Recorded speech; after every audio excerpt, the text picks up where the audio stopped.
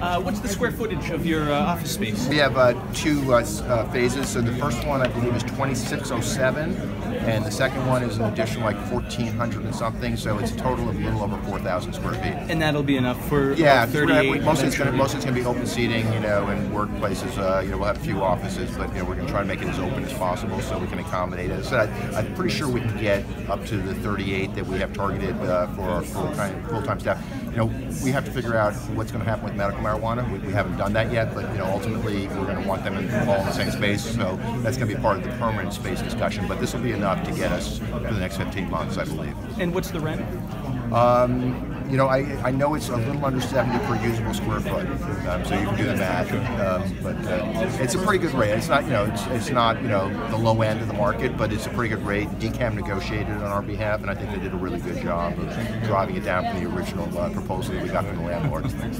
Anything on the budget proposal? I'm feeling very, very good about it. We're not there yet, but based upon conversations with the legislature and various executives, I think we're getting very close, and I'm feeling very supported by the process. But we don't have finalization yet. I hope relatively shortly, but I'm not going to forecast other than saying I feel like the process is working the way it should, and that we're being very, very well supported across the government. Is there a deadline date that where you'd run out of money if you don't have it? Yeah, but we got a while for that. It's not till sometime in the early part of calendar 2018, and this is going to be resolved, in my opinion, way before that. So I'm feeling very confident. There's no certainty in the world, as you know, but I feel incredibly confident that we'll get resolution relatively soon, and certainly long before the issue you raised becomes a problem. When you say early 2018, you're talking January? First quarter. First quarter. Can you talk about the current office arrangements and just what the biggest difference?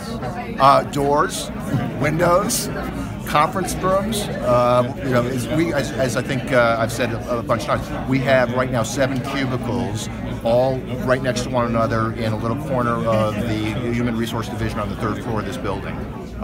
This is a real office, and so we're going to have, as I said, we're going to have doors and windows and conference rooms and a little place to gather for lunch, although we can't have lunch together because it will violate the open meeting law.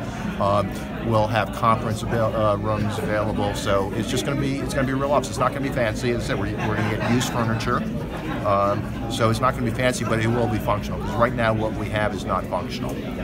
And you guys are going to be under the same roof as the Gambling Commission. The Gaming Commission. Gaming Commission. Yeah. Yes. I mean, it's not an accident.